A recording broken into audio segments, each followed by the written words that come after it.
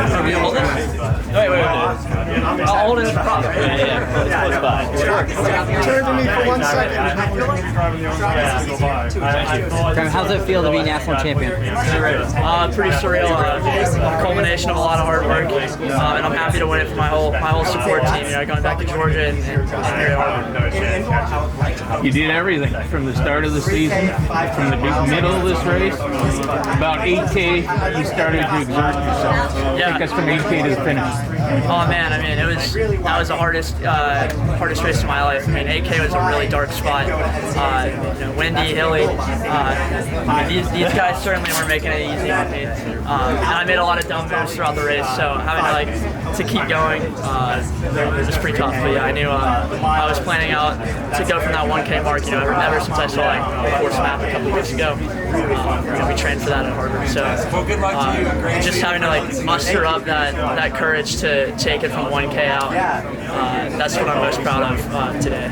How did you specifically train for that? I don't know how much of Gibby's training is intellectual property, but I don't care. I'm just going to leak it. We do a lot of K reps, a lot of where we maybe break them up a little bit, try to go on harder and harder towards the end. It's almost like a cut down type thing, but and obviously we're a big aerobic program with lots of mileage, lots of high quality miles. You said yesterday the course was challenging for you. Yesterday, how did it play out today? Oh yeah, I mean just as hard. I was definitely out of breath yesterday on the pre-race, and definitely out of breath during the race. I'll tell you that. But I mean this course is extremely challenging. I mean a lot of winding turns. It was awesome to have all the fans on the course right up in your grill. So very chaotic, you know, that's what cross country is, and it's a beautiful course. So I was happy to get to win one out here. What are you thinking going up that hill with 300 meters to go? Not much, just a lot of yelling in my head, just go. I run with a lot of fear. I don't really enjoy the last 400 meters of races. People might think it's like a victory lap, but honestly, it's just a bunch of fear that I'm just going to get past any moment. I think yesterday they asked you who would win. Is it the strongest runner or the fastest runner? You said it would be the smartest runner. Yeah. How are you the smartest runner today? Well, actually, I revised that. I told them I wanted to be the smartest runner today, and I ran like a dumbass. That's what I did. So I ended up being the runner with the most heart. I mean, I ran really, really hard. There's a lot of surges, a lot of wind, a lot of sun. So just trying to persevere through that race. What did you think got you that trouble? I mean, I covered a lot of moves like Dennis maybe from OSU. It's hard to remember throughout the race, but there was a lot of surges from the gun basically, and I covered every single one of them because I think everyone remembers last year. The NAU guys off the front, and I think a lot of people regretted not going to that. So really just not trying to let no one go. I didn't want to regret anything from this race. 5K to 8K kind of settled in a bit. Yeah. You settled. Yeah, I mean, and that's the thing. There was a lot of surges, but a lot of times where it'd slow down a bunch. So it made for a pretty crazy race. I think it would have been really entertaining to watch. I'm not sure what y'all thought, but it had a little bit of everything today. You said you thought you made some dumb moves. Can you elaborate? What moves did you think were dumb? I mean, I was thinking I'm just saying I'm not sure if y'all remember if there's any times, but I feel like there were a few surges, and from my point of view, I was the only one covering them, and there's a couple times where it come back, and it's you don't want to make a move and then just come right back to the pack when I could have just sat in the pack the entire time. So I think that happened one or two times, and it's just honestly, I'm not sure if it actually has that much physical consequence. It's just in my head. So just trying to quiet the mind down, just be like, it's fine, just relax, and just get to that K. Did you feel much pressure before the race? The second half of the season? I mean, yeah, this is definitely the most noise I've ever had. I couldn't open Instagram yesterday because our media team does really well at Harvard, so it's just my face over and over again, which I appreciate a lot. We have great media team at Harvard, but it was a lot of noise. But I didn't really put much pressure on myself because, I just know how good all these guys are. There was no reason why I should have been the guy to win today. It was just that I ended up being the best guy today. I'm happy with that outcome.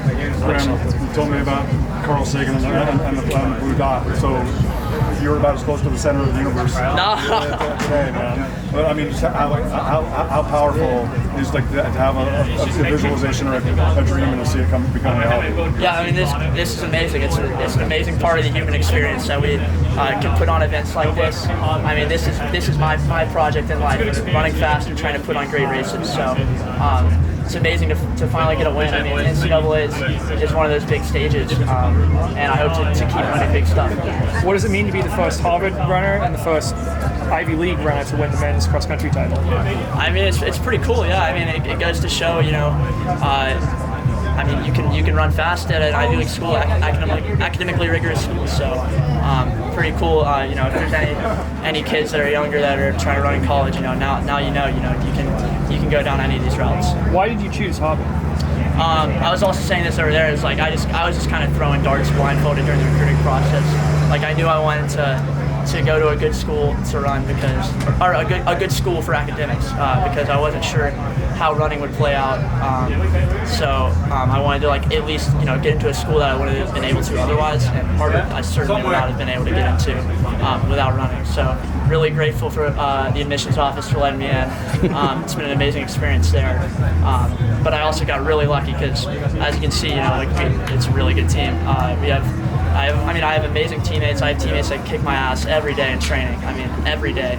I have an amazing coach, amazing support staff, great trainers, massage, freaking media, like everything. So I definitely credit like a lot of this win to all the people at Harvard that got me here. Besides the K workouts, what did Gibby do for your confidence? Honestly, not much. I mean, we don't really talk about that type of stuff. I think he just likes us to run loose, have fun. Played a lot of reggae music in the tent before this, just trying to have fun. No reason to put pressure on yourself. I mean, it's just fun. Speaking of that, don't tell us so, or please to me. Don't tell what? Don't tell us so, or please to me. What is that? Is that reggae? No. The Replacements. Don't tell us so. No, I like Let It Be. Ah, okay. Let It Be. Sorry. Let It Be is my favorite album. Okay. Yeah.